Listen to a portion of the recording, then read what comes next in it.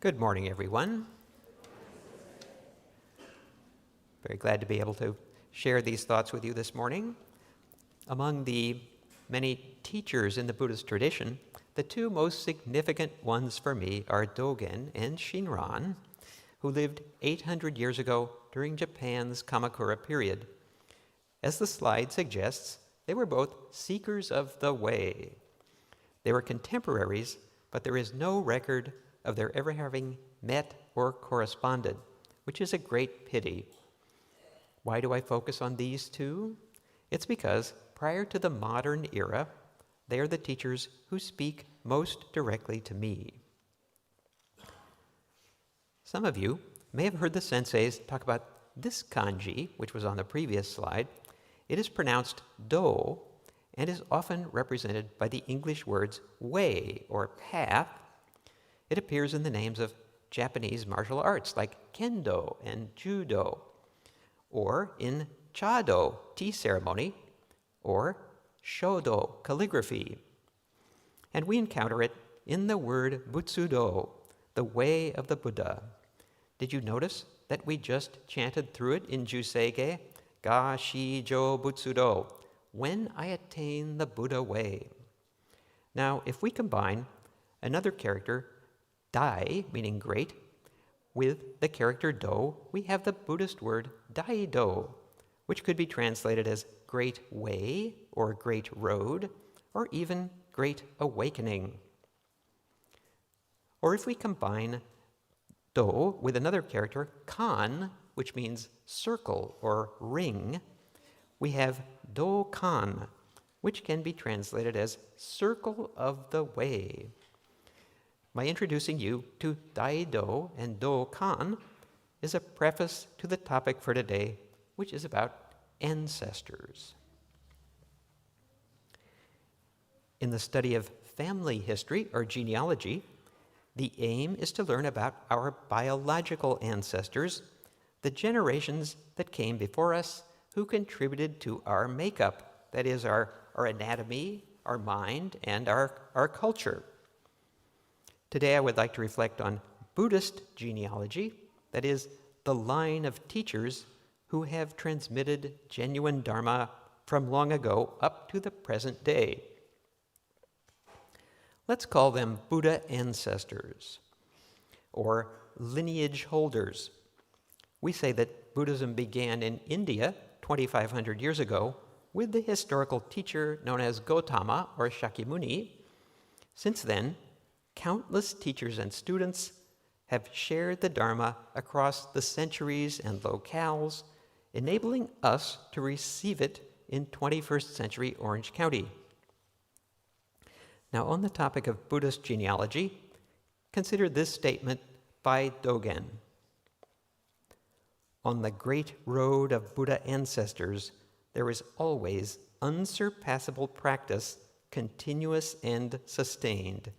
It forms the circle of the way and is never cut off. Dogen uses our word daido, here translated as great road, and he ascribes it to Buddha ancestors. This is how he talks about Buddhist genealogy. Dogen says that he received genuine Dharma from an unbroken line of teachers extending back 17 centuries to Shakyamuni in India. Their continuous and sustained practice forms the circle of the way, our other word, do-kan, which is never cut off. We usually think that a road runs from point A to point B with straight sections and some curves. But for Dogen, the great road can be likened to a circle or a ring that is revolving continuously, owing to the practice of Buddha ancestors. Perhaps you are a first-time attendee today, or maybe you have spent a lifetime engaged with the teachings.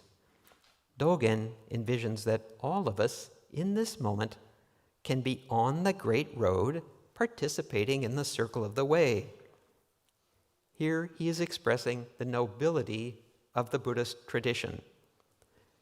We too can be on the great road of Buddha ancestors, But this road cannot be our own invention, our personal project. Rather, it must be received from predecessors, that is, authentic lineage holders in Shakyamuni's tradition. In Dogen's understanding, the circle of the way is never cut off. It does not come to an end such that later generations have to invent it. They need only to rediscover it. Let's now shift gears and consider Shinran's perspective on Buddhist genealogy. In his writings, instead of mentioning Buddha ancestors, he uses the term Zenchi Shiki, which means good knowledge holders, that is, good teachers. Consider this statement. To meet good teachers and to receive the teachings is indeed difficult. If listening well is difficult, then entrusting is even more so. Can you appreciate the difference in tone compared with Dogen? Rather than focusing on the nobility of the Great Road, Shinran instead emphasizes the difficulty for us as foolish beings to encounter it. Why is that? The good teacher, or Zen Shishiki, is one who challenges our preconceptions about Buddhism. Receiving such teachings is difficult because we resist having our familiar assumptions questioned. Listening well, in this sense, means becoming open to the challenge presented by the teacher. It means doubting our cherished assumptions. Being challenged in this way by the teacher has been the experience of all authentic lineage holders. It is how they came to receive genuine Dharma. Taking the time to learn about Buddhist genealogy is not done out of idle curiosity. Shinran and Dogen each considered it a matter of life and death to encounter ancestors or knowledge holders. As Shinran states, meeting such a teacher is difficult. Yet, it can be the most important event of our lives. So to me, it's odd that this topic does not receive much emphasis here in the Buddhist churches of America. Odd because meeting his teacher Honen was the pivotal event in Shinran's life. He says that if he had never met his teacher, his entire life would have been spent in vain, as in this statement. In former lives, I did not know the strong condition of liberation. Were it not for my teacher Honen, this present life of mine also would pass in vain. I hope it's not presumptuous to say that I echo that sentiment. In the BCA, we are generally content to speak only about the ancestors from ancient times identified by Shinran, that is, Honen and his predecessors. But do we ever consider our own ancestors from recent times? Now, I cannot say who yours might be, but I can say who are the teachers from the present day and from the recent past that I regard as lineage holders. That is, teachers who have transmitted genuine Dharma from Shinran down to the present so that I could hear it, as is taking place in this photo of teachers and students. Meeting such a teacher can be the most important event of our lives, but it takes time for us to perceive it that way. Such a meeting cannot be planned in advance. It is not like looking for a spouse or a life partner. In seeking a spouse, an element of personal planning can give an assist to the element of random chance. I'm sure some of you have experienced this. In light of that, we might think that a planned-out approach could allow us to identify authentic Buddhist teachers, but that is not generally the case. In following a route that we have planned, we will be drawn to teachers who affirm our preconceptions, who encourage us to be content in our complacency. However, genuine Dharma is aimed at overturning our preconceptions. The Japanese word for this is eshin, which means a turning of the mind. The necessary steps for experiencing this overturning may not be pleasant or painless. For Janice and me, sadly, it involved the death of a family member. Hence, I can feel the truth of this passage from the larger sutra. To meet a good teacher, to hear the Dharma, to be able to practice doing these things is indeed difficult. It is said that the hidden seed for meeting the teacher exists within us all along. When external conditions ripen for this seed to sprout, the teacher will somehow appear. 19 years ago, when Janice and I encountered a Buddha ancestor for the first time, we were not looking for such a person. At that time, we were not on the Buddhist path and knew nothing of it. As it happened, the ancestor first appeared in the hospital ICU, where Janice's brother Kent was being treated for a terminal illness. The teacher we met there was Marvin Harada, minister at Orange County Buddhist Church, where Kent was a longtime member. Reverend Harada began teaching us from the moment we met him, although we were unaware of this.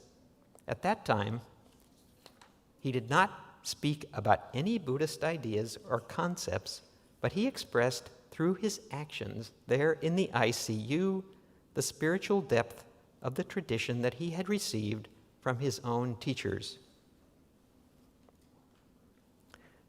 This illustrates an important point about authentic lineage holders. They are students first and foremost. Like Dogen and Shinran, they dedicate their lives to learning from their good teachers, the Buddha ancestors. The spirit of studentship is what makes a person a lineage holder. That is the spirit expressed throughout the writings of Dogen and Shinran. It is why I feel confident in saying that these two teachers are lineage holders in Shakyamuni's tradition. We should regard them as our Buddha ancestors. As I mentioned, the spiritual depth that Janice and I sensed in Reverend Harada's actions was not his own creation. Rather, he received it from Shakyamuni and Shinran through his personal teachers. 5 such ancestors are identified in Reverend Harada's book, Discovering Buddhism in Everyday Life. They are Reverend Kusada, Reverend Kubose, Professor Shigaraki, Dr. Haneda, and Reverend Akegarasu. Each of them, in turn, has ancestors leading back to Shinran. Those of us who are Reverend Harada's students share his Buddha ancestry. His teachers have become our teachers, even if we are unaware of it.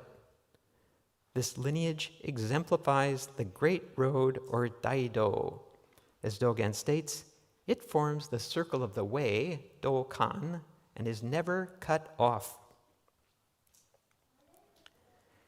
The question arises, how can I know when I have met an ancestor?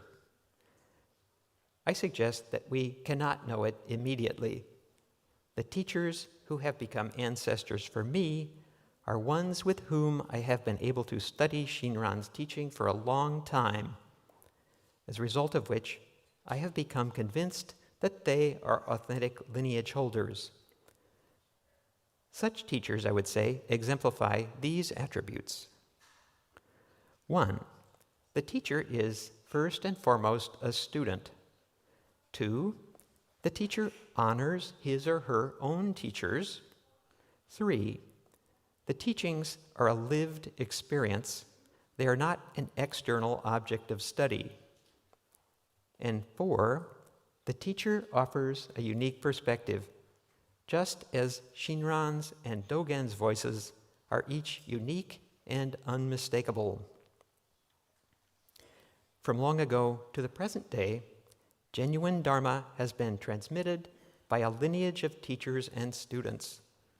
The Zen Chishiki are good knowledge holders. This transmission can be called the Great Road of Buddha Ancestors. Encountering such teachers can be the most important event of our lives. I hope that I have given you clues as to how this is brought about and how we can recognize when it happens. Thank you very much for listening. Namo Amitabha Butsu. Namo Amitabha Butsu. Namo Amitabha Butsu.